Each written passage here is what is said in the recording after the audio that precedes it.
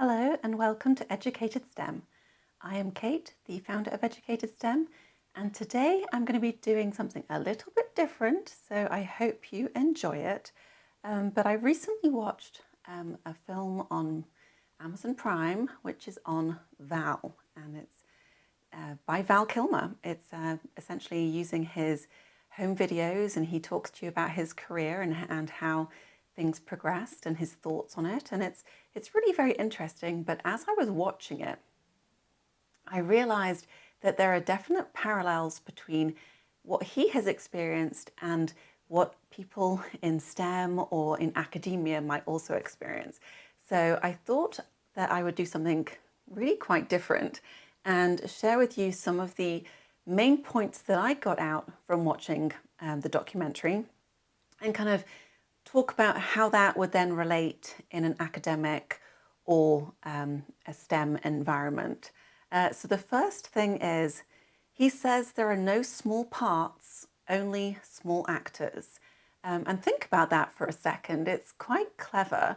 And so if you are in a lab or if you're doing something, even if you are a research assistant or you're in a supporting role where you're helping someone do something, then again, you're not small. You are assisting something that is very important.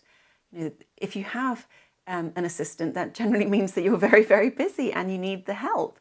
So, even if you are in one of these positions, don't think of yourself as small. It's a stepping stone into doing something else. And you could be fantastic at whatever it is that you're doing, however you're helping someone. So it's in the mindset, I think. Again, there's no small science. So just do the best that you can and kind of embrace where you currently are. Now, this one is really key for me. So before watching this, I had no idea that Val Kilmer used to be trained at Juilliard. So I'm sure all of you have heard of Juilliard. It's kind of the top place to go if you're in the arts. So that's where he went to school. And then he was a stage actor before he moved on to film. So he really knew what he was doing. He'd had all of that fantastic training. And then when he went on to film sets, he would want to have input or, talk about different things. And if you watch the autobiography, he has all these backstories for different characters, and he really kind of got stuck in. And probably not something that other different actors would necessarily have done. But that was his process. But he got labeled as a difficult person to work with. And that's just because, he had the training and he wanted to be the best actor that he could. Now, moving this into kind of an academic environment, and this happens an awful lot. So at some point, you are going to be the expert at what you do in your lab, in your department, and then potentially the world. And that's fantastic. But what happens if the person or people above you don't want to listen to your advice? So it could be on experimental setup or how things are designed. It could be, about the different hypotheses. If you're talking in education, you might have thoughts on how to write syllabi or other things. Whatever it is, if you've had training in this area and your knowledge exceeds the other people in the room, then you are going to have to kind of make a choice. Because if they don't listen to you, if they don't find your input valuable, or if they just completely disagree, what you're saying does not go along with what they want to do, you're going to be in a little bit of a pickle, because how are you going to respond to that? And if you try and persuade them that you know what you're doing, then you run the risk of being labeled difficult. And when you move on, obviously lots of people talk, and that could then impact on whether you can actually move on successfully and how you are perceived. So I'm hoping that you realize that if you truly are the knowledgeable person in that room, I hope that you can then persuade the other individuals that you know what you're talking about. And that's possibly extremely naive, and you might get trodden all over and they'll ignore you. But maybe that's your incentive to then find a new job, move on. If they don't appreciate your knowledge, if they don't appreciate what you're saying, then that is telling you something. And I don't want you to get labeled as difficult if you can help it. You could have trained with the best of the best, and you're trying to share that information. And if they just don't want to listen to you, there's not a lot you can do except potentially move on. So I'm sure if you heard the word or the name Val Kilmer, the first thing that came to my mind was Top Gun. He was Iceman. He was the foil to Tom Cruise's Maverick. So what I found was interesting was he didn't want to do the movie. It's probably one of the most famous things he's ever done. And, he said that he's been forever named Iceman, and people are always asking him to write the specific quotes from Top Gun.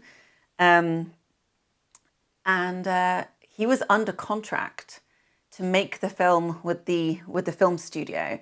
And he didn't like the script. He thought it was silly, and he disliked warmongering. So he wouldn't have done it if he'd had the choice.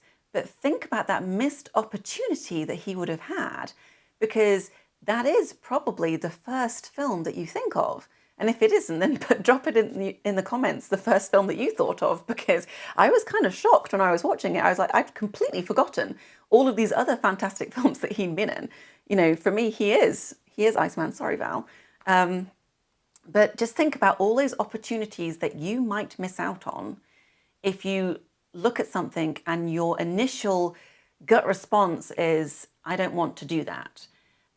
And I want you to think about why you don't want to do that. If it's truly you're not interested in it, there's some, one of your values is, you don't want to negotiate on your values, so you don't want to do it, and it's unethical, whatever it is. If that's what it is, fantastic, don't do it. But again, I want you to consider, could this be your Top Gun moment? Could this be an amazing opportunity that if you miss it, you might regret it? Now, if you watch the documentary, it gets a bit sad because he trusted his dad with a lot of money. And he co-signed on loans for his dad, and he gave his dad power of attorney. And he basically put Val's name on phantom companies and tried to avoid taxes. And so eventually they got caught, and Val had to decide whether he was going to sue his dad or bail him out by basically giving him every last dollar that he had earned. And so he paid the debt and got back to work. But I want you to think about, who do you trust? And, make sure that you always have kind of something in your back pocket. So, co-signing loans, power of attorney, I probably wouldn't give the majority of people power of attorney over anything. But just think about that. And that's also true, not just with money, but with life decisions and advice. So you might be given advice by a mentor or a peer, and you might think that they have your best interests in mind, but maybe they don't. You don't know what they're doing or why.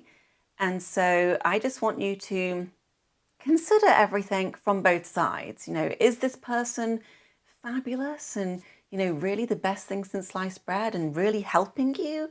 Or might they have a different reason for giving you that advice? I've seen a lot of advice get kind of backfire because, the person really honestly thought this person had their best interests in mind. But then, the other person swung in and got the opportunity or whatever it was. So just be careful who you trust, I think, is what I'm trying to say here. Because things can go wrong. Unfortunately, it was Val's dad. You'd hope that you could trust your parents. So very sad, but obviously, great work ethic. He got stuck straight back in there.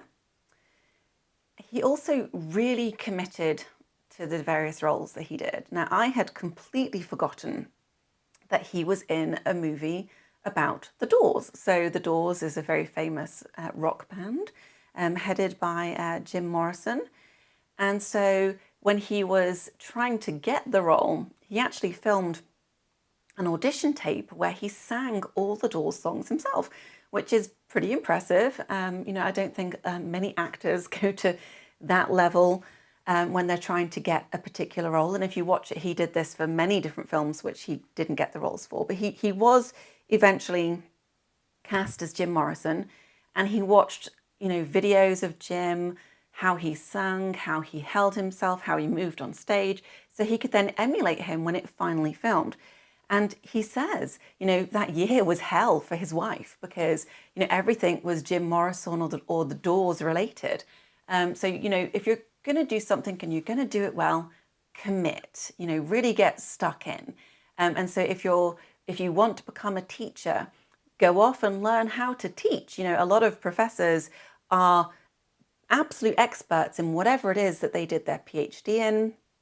They're very knowledgeable about a broader amount of knowledge. So, PhDs in this, but then maybe they're talking about biochemistry or molecular biology, immunology, whatever it is, it's broader. But then they're going to be really focused on that nitty gritty of what they're doing. So truly commit, really know your stuff. But then you've got to teach it. So just because you know the information doesn't mean you can get that across to someone else. So, pedagogy and these things are out there. People research how to teach and teach effectively.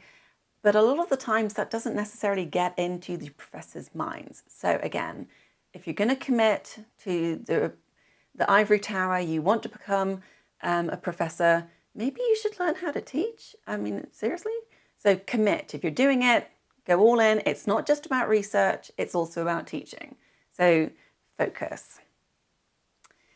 Now, one of the interesting things that he said was he accepted the role of Batman without even reading a script because, it's every person's dream to have one of these killer roles because, there's nothing bigger than Batman.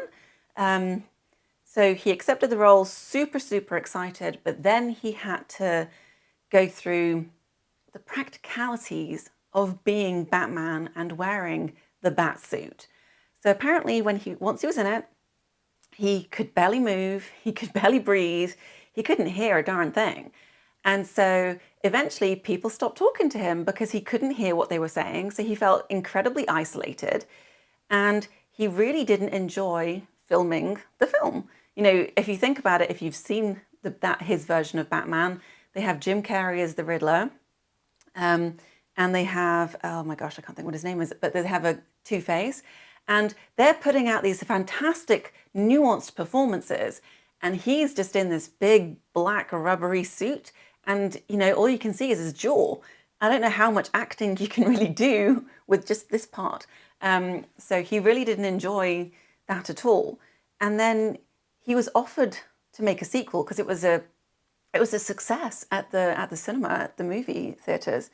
And he turned it down, which people could not believe because he wanted to play the Saint, where he got to play a number of different characters, and that was far more exciting for him. So again, the moral of the story, something that you're so excited by, it could have been the pinnacle of what you wanted, you could end up being disappointed because it's not exactly what you want, it's not what you imagined it would be. So, beware of what you want and getting it. When he turned down filming the sequel of Batman, everyone was so surprised because, it was the golden goose and who wouldn't want to make the sequel? Well, because he'd had such an awful time filming it, of course he didn't. And so he went and filmed The Saint. But if you're making decisions, don't let public opinion force you one way or the other. Know what will make you happy. If you've done something previously and you haven't enjoyed it, it isn't something that you want to do again, then do you really want to do it again? If you get given the opportunity, think about it. And if it doesn't make you happy, don't do it. Similarly, meeting your heroes or working with your heroes can be super disappointing. And so he filmed The Island of Dr. Moreau with Marlon Brando, who was one of his favorite actors. He was super excited to film, and the whole experience was disappointing. So Marlon Brando was having an awful time of it as well. He was trying to give his input to the directors, and he was being ignored. So he wasn't enjoying the experience either. But then that then affected everyone else around them. So just think about, you can have different people on pedestals. So whether that's someone in your field and like, oh, this person is amazing, or it could be someone within your institute, a director or a VP or someone even higher. But once you actually get into a room with them and you spend time with them, they might not be all that you have imagined. So they might well be fabulous, or you might end up disappointed.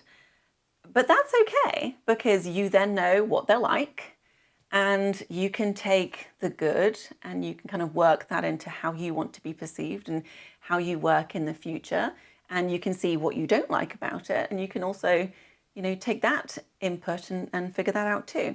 So meeting people that you respect or have on a pedestal or a hero worship could be great, or it might not be. And so the last thing that I really noted once I watched the film was that he went all in. He committed hard to his last project. And so he had spent a decade writing a film on Mark Twain. And then he made a play, a one-man play, called Citizen Twain, which he realized that if he toured with the play for 3 years, he would have enough money so that he could then self-finance the film. So sounds wonderful. He's got a plan, he's implementing it. And he sold land to pay off debts so that he could move forward with this project. So he was committed, he was all in. And then he got throat cancer.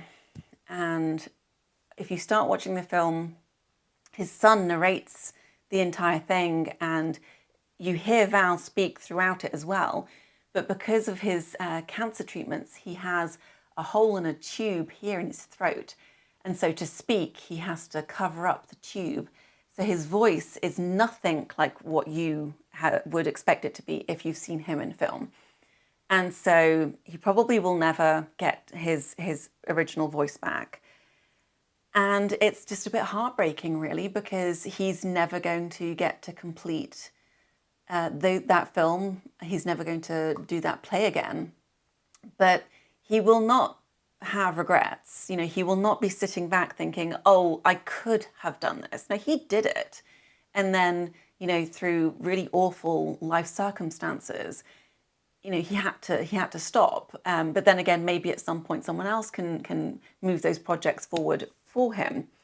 But what is it that you want? What is it that you're going to completely commit to and throw everything down for? And I want you to think about what that is, because he was so passionate about this project. It took him a decade, but he did it. He was doing it, and the bits that you see in the film are really funny. I really want to go and see this Citizen Twain. So, if you're going to do something, do it well, commit all the way in, because at the end of the day, you don't want to have any regrets where you say, oh, that was a fantastic idea. If only I'd done it. Well, you didn't. So anyway, I would encourage you to go to Amazon Prime, watch this film. I hope you enjoy it. And if you're like me, then you'll be sat there thinking, oh, yes, I can extrapolate that to all of these different experiences that other people have. And I hope that helps. It's a cool film. I'd completely forgotten that Val had been in Willow and Heat and Tombstone and all these other wonderful things that he's been in. So it was a really fun blast from the past. He is not only Iceman. He's so many other things. But he can be my wingman any day. So hit like if you enjoyed the video, and I'll see you next time. Thanks.